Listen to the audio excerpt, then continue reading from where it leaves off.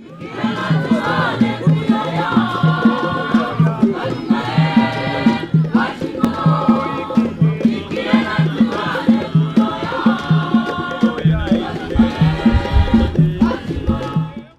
do you see as the spiritual challenges for Zambia ahead? Generally speaking, 80% of Zambians would consider themselves Christian.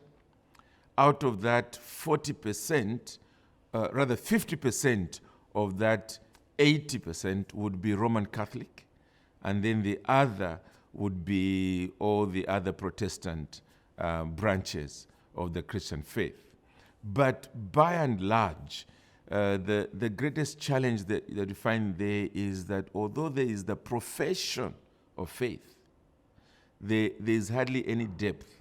And for many of them, it's just skin deep. They are not really Christians. So that's a big, big challenge for those who are true Christian leaders seeking to ensure true biblical spirituality in the country.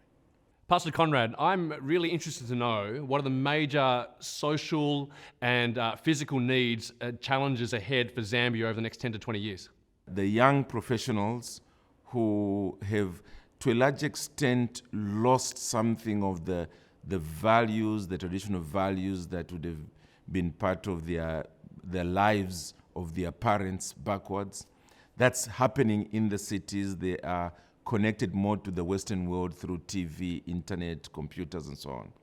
Then you also have the rural areas where you have the absence of basic amenities, not enough schools, not enough medical facilities, doctors and teachers and so on, not an appreciable quantity, the absence of medicines, the absence of running water, the absence of electricity, the bad and poor roads, and so on and so forth. So again, those would be real challenges. So generally speaking, if you think about Zambia, you're thinking in terms of that kind of variety.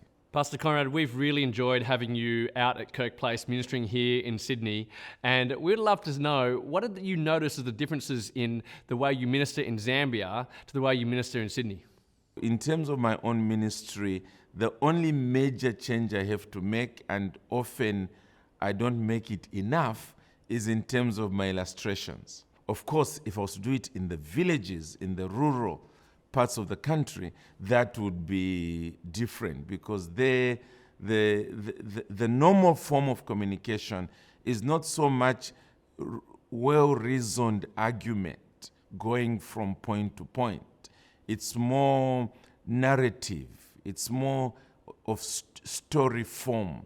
The parables of our Lord fit a lot more into that kind of psyche. A lot more illustrations as you are speaking.